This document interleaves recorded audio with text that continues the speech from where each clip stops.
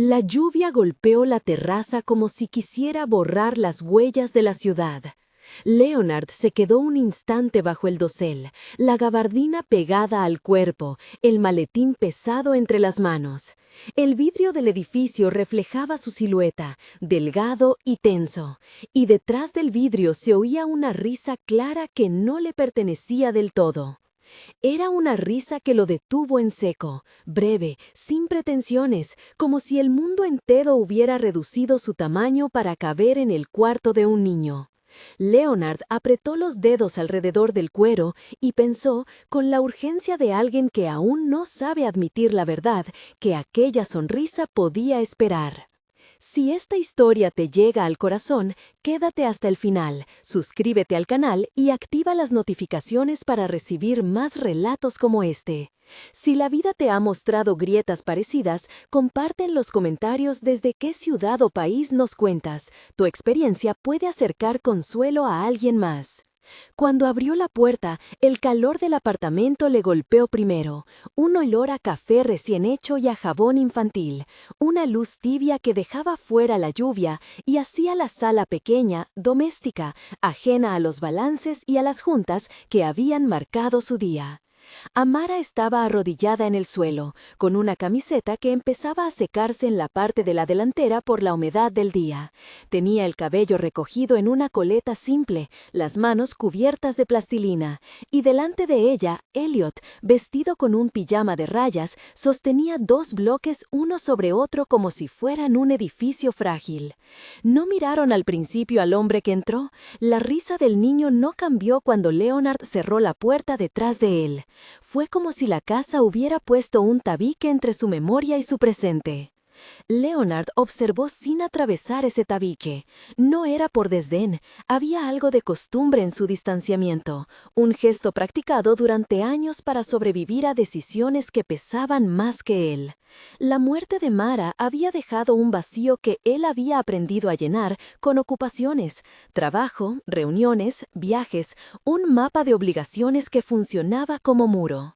Elliot había sido hasta hacía poco una razón distante, una etiqueta en correos y llamadas, alguien a quien delegar en horarios y protocolos.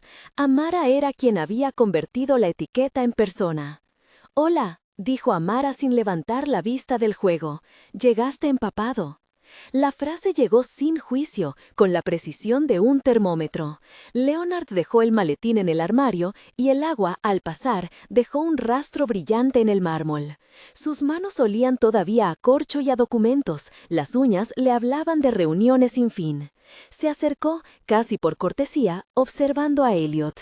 El niño no lo miró. Su atención estaba en una torre de bloques que Amara iba desarmando y volviendo a armar con la calma de quien no le teme a la repetición. «Hola», repitió Leonard, y la palabra le sonó ajena en su propia boca. Amara alzó la cara entonces, y hubo un segundo en que Leonard fue consciente de cada línea de su rostro. La mandíbula firme, las manos con pequeñas cicatrices que parecían mapas de noches largas, los ojos que no huían ante él. Tenía una presencia que no pedía permiso, una autoridad dulce que no precisaba uniformes ni títulos. Leonard, que se había acostumbrado a medir a la gente por la cartera y la agenda, tuvo que reajustar en silencio. Amara tenía un modo de mirar que hacía a la otra persona más visible, no como quien examina, sino como quien reconoce. «Está jugando a confiar», dijo ella. «No le has enseñado aún cómo perder con estilo, así que gana mucho últimamente». Leonard forzó una sonrisa, que salió más como un gesto mecánico. Elliot, en cambio, le lanzó un bloque con poca valentía. El bloque rebotó en su pierna como una prueba. Leonard se sentó en el sofá sin pensarlo, un gesto casual que traicionó su corazón, y comprendió de pronto que aquel pequeño cuarto sería, si se lo permitía, un campo de batalla contra su propia ausencia. Las primeras semanas fueron un aprendizaje de relojes. Leonard calculaba el tiempo en incrementos, en franjas de correos no leídos y llamadas que podía dejar en espera. Aprendió a desayunar con Elliot sin revisar su teléfono y a que la presencia pudiera ser una práctica, no solo un sentimiento. Las mañanas eran menos solemnes de lo que imaginaba. Cambio de pañales convertido en conversación en voz baja, bloques apilados convertidos en diarios informes de progreso. Elliot no caminaba como los otros niños. A veces se sentaba en la alfombra, miraba las manos y luego la habitación como si buscara en las paredes una razón para moverse. Había un punto en su postura que parecía decir no es peligroso, pero tampoco lo tengo claro. Amara decía con naturalidad que no se trataba de curar, sino de hacer seguro el camino. No tenía títulos oficiales para poner en marcos, pero tenía maneras de sostener que funcionaban. Una tarde, Leonard llegó antes de lo esperado. Había prometido asistir a una cena de negocios que él mismo canceló en el último minuto. La excusa fue un malestar que le dolía confesar, un temor sordo a no estar allí si algo sucedía. Encontró a Amara preparando una merienda, rodajas de manzana, crema de cacahuate, una pequeña porción de galleta.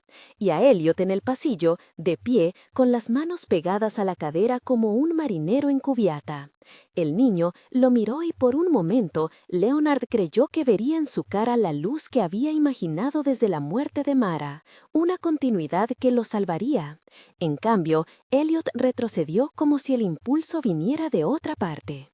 Amara dejó la bandeja con cuidado secándose las manos en el delantal.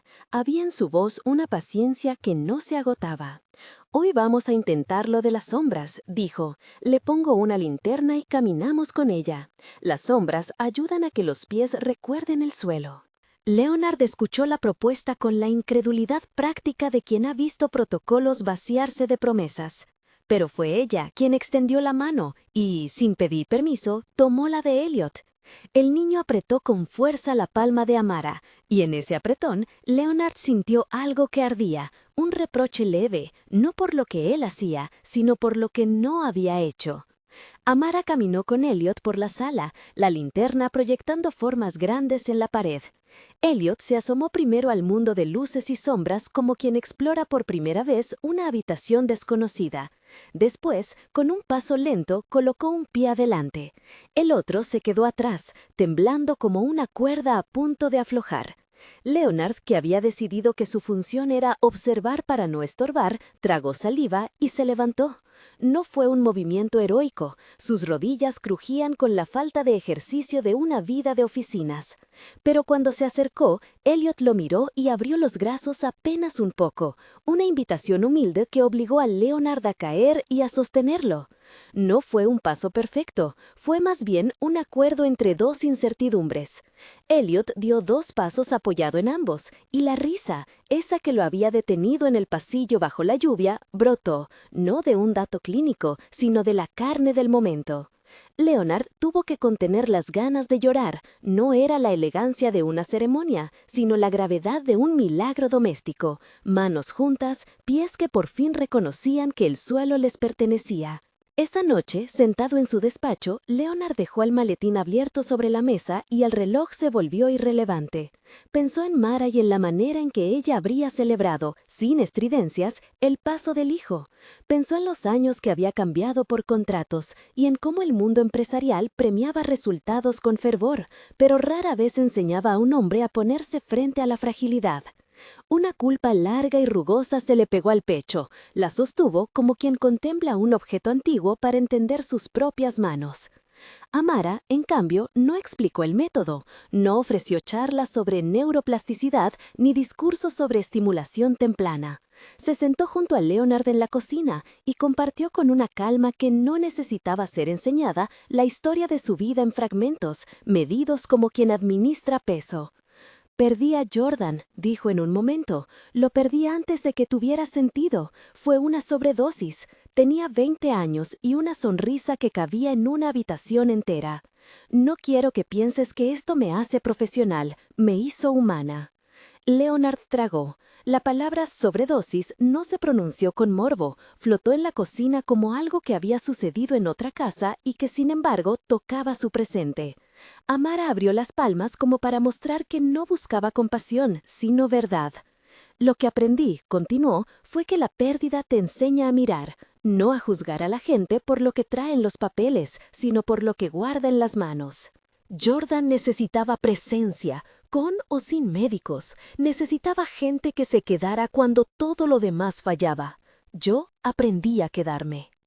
Leonard la miró y por primera vez la poderosa red de su compañía, asesores, abogados, imagen pública, pareció una armadura inútil frente a la simple economía del cuidado. Amara no necesitaba un título para sostener la vida de Elliot, necesitaba permiso para hacerlo, y cuando lo obtuvo, su método demostró ser la forma más directa de sanación: constancia, calor, repetición sin dramatismo. Hubo noches en las que Leonard volvió a ser el ejecutor de su rutina profesional, llamadas a las 2 de la mañana, correos que quemaban, decisiones que parecían urgentes porque las había creado él mismo con su ansiedad. Pero cada mañana había una pequeña prueba de humildad: la taza de café que Elliot dejaba sobre la mesa con bizcochos mordidos, el dibujo pegado en la nevera con una mano torpe, el maletín que a veces se olvidaba en el sofá.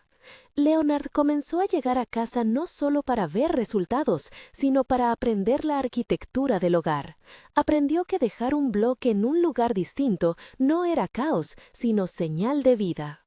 Los terapeutas y los médicos intervenían como sombras institucionales: recomendaciones, programas, evaluaciones. Leonard los escuchaba con la voluntad profesional de quien asume que la ciencia dirá la última palabra. Pero vio una y otra vez que la ciencia necesitaba de la paciencia humana para traducirse en cambios. Amara se movía en ese espacio intermedio, no desestimaba la ayuda profesional, pero no permitía que el diagnóstico se convirtiera en excusa para la ausencia. Enseñó a Elliot que un adulto podía estar ahí y no desaparecer como lo habían hecho otras manos en su pasado. Una tarde de otoño, durante una visita de control, la terapeuta habló con Leonard en términos técnicos: hipotonía, estímulo sensoriomotor, ventanas de oportunidad. Leonard asintió, entendía las palabras como entendía los informes trimestrales. Pero cuando habló de ventanas de oportunidad, Leonard guió en su mente otra imagen: las ventanas de su propia casa, esas enormes que daban a la ciudad, que durante años habían servido más como marco que como puerta. Abrió una de esas ventanas en su vida y permitió que la luz, no la solución de un protocolo, sino la claridad de su voluntad, entrara. El progreso de Elliot fue un tapiz hecho de hilos minúsculos. Un día sostuvo una cuchara con decisión, otro reconoció el nombre de su padre cuando alguien lo mencionó sin prisa. El niño empezó a correr, no con la precisión de un atleta, sino con la confianza de quien descubre que sus piernas no son enemigos. Leonard aprendió a celebrar esas pequeñas victorias sin necesidad de convertirlas en mensajes para el mundo. La prensa, el capital social, las apariencias, todo eso se quedó en la puerta cuando la familia, no la de sangre, sino la que se elige con actos, se sentaba alrededor de la mesa a compartir pan. Hubo, sin embargo, un episodio que marcó a Leonard como ninguna reunión había logrado. Fue una tarde en la que se fue sin avisar, empujado por una llamada de emergencia en la oficina. Amara lo miró con calma cuando explicó: «No te preocupes, lo tengo». Leonard no supo si creyó que lo tenía o quería creerlo. Subió a un coche sin escuchar la lluvia que comenzaba a caer sobre la ciudad y, entre informes, sintió una comezón en el pecho que no dejaba de crecer. Terminada la junta, cuando quiso volver, el tráfico lo retenía como si el mundo conspirara para poner distancia entre él y lo que importaba. Llegó con la camisa arrugada y el alma apurada. Abrió la puerta y lo primero que vio fue una foto en la repisa. Elliot con la boca manchada de merienda y los ojos rozagantes, abrazando a Amara. La imagen le atravesó algo, no por el cariño del niño, sino porque la escena mostraba una intimidad que él no había sabido fabricar. Amara estaba en la cocina. No dijo nada sobre su tardanza. Se acercó y le dio una taza de té sin mirarlo a la cara. Leonard, que había hecho de la culpa una compañera eficiente, dejó que su voz fuera más pequeña de lo habitual. ¿Cómo estuvo? Amara le puso la taza encima de la mesa y, mirándolo por fin, respondió. Hoy caminó solo por la sala. No mucho, pero lo hizo. Dejó de hacerlo solo cuando se asustó, pero volvió a intentarlo. Las palabras fueron puntuales y sin florituras.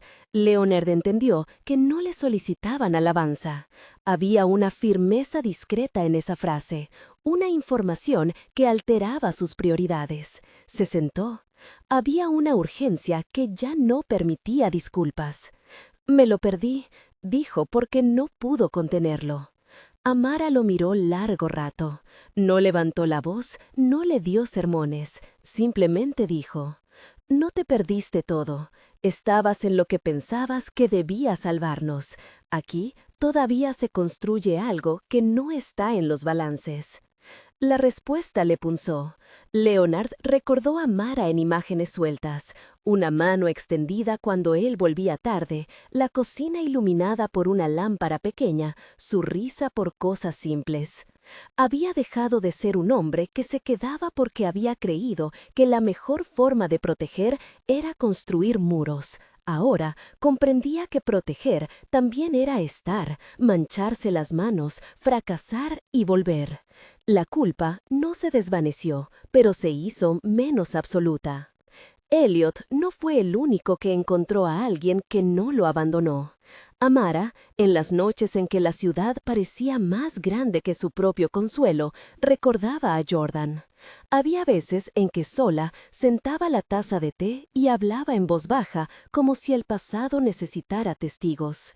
Leonard, de a poco, escuchó fragmentos, una risa juvenil, una llave que no volvió a la puerta, una advertencia que se transformó en silencio.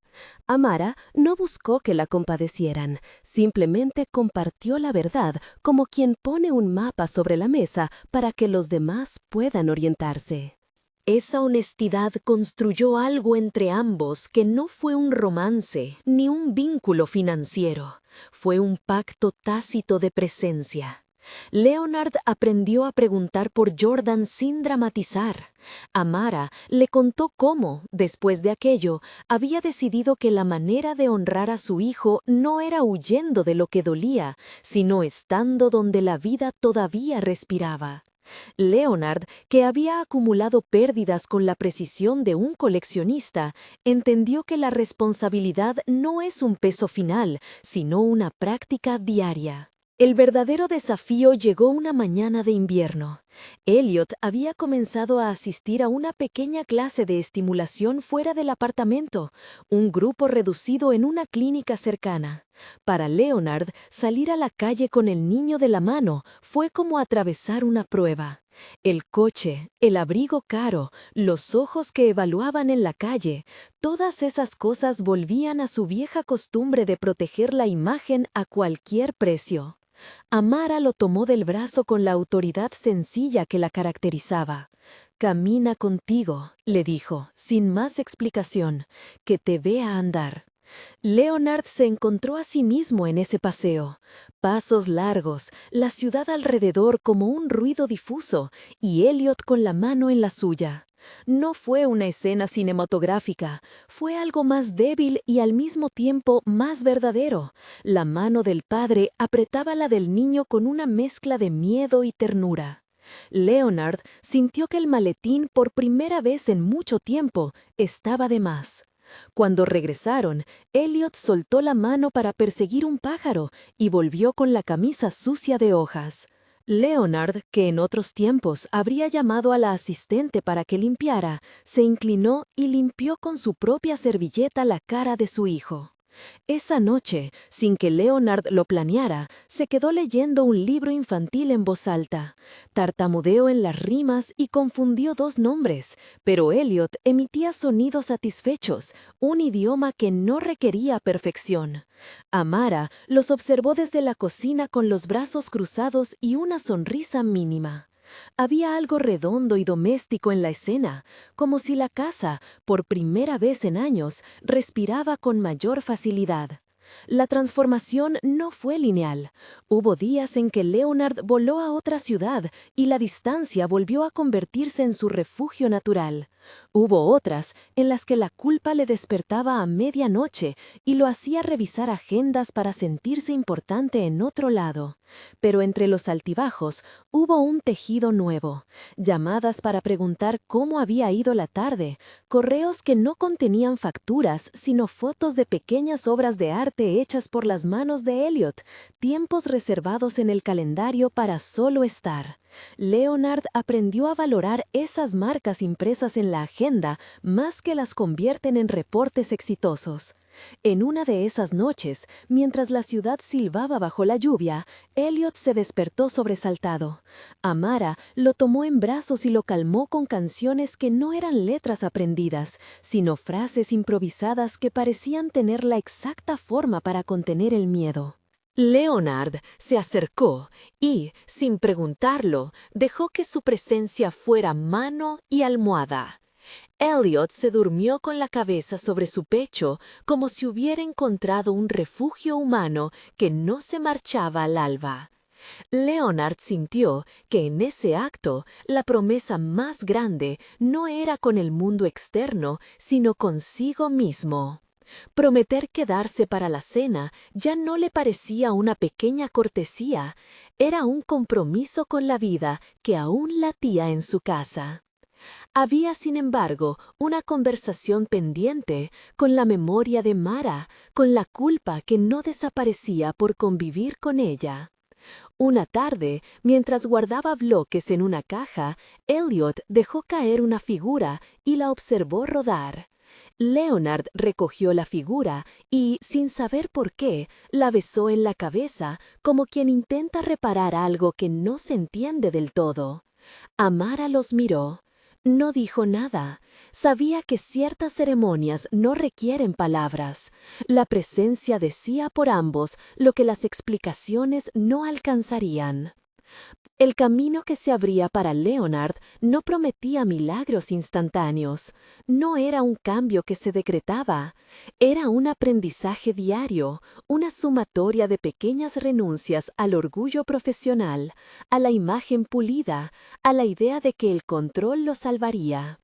Empezó a disfrutar de nuevas rutinas, preparar el desayuno y esperar a que Elliot le arruine la camisa con mermelada, leer 2 cuentos en voz alta antes de dormir, doblar la ropa sin prisa. En esos gestos cotidianos encontró una gravedad distinta, la del cuidado.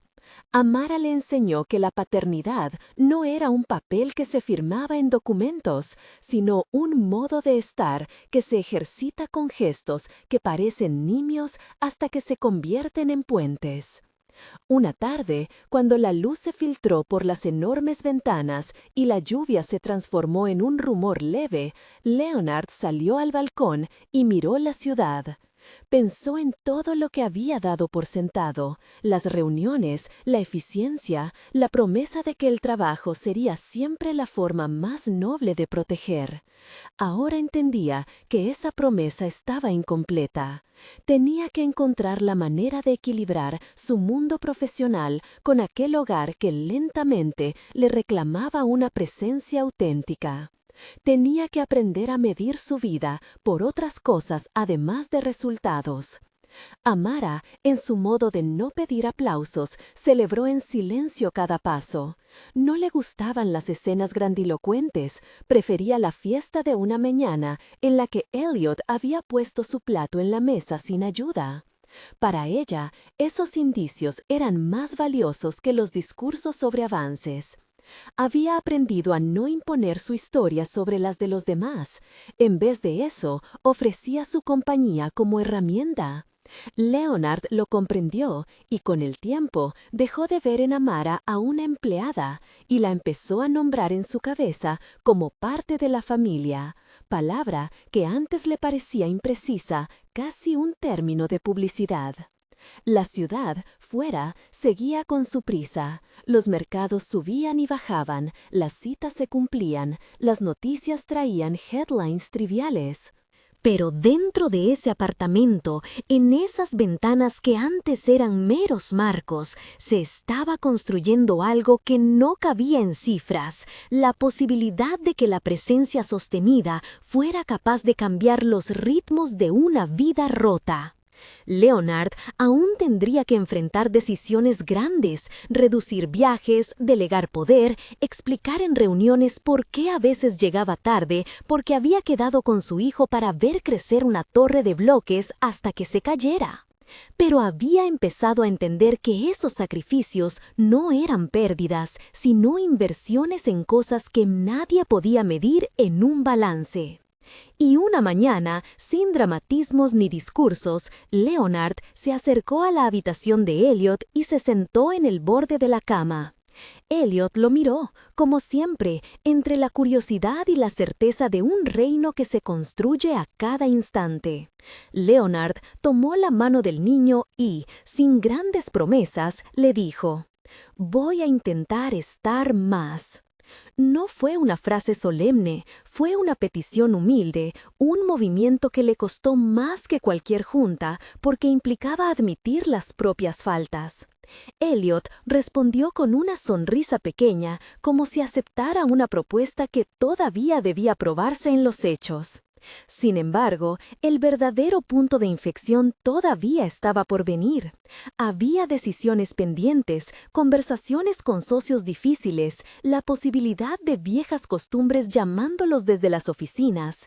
Había, sobre todo, una oportunidad que no se arreglaba con palabras, la de sostener durante años la presencia que ahora comenzaba a asomar en sus hechos. El reloj marcó la hora y la ciudad volvió a respirarse intensa.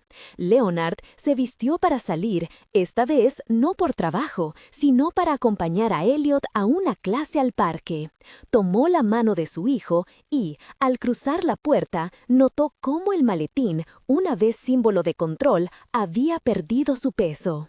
No era que el mundo dejara de exigirle, sino que él había decidido poner en la balanza otra cosa que pesaba más, la vida que quería construir en su casa.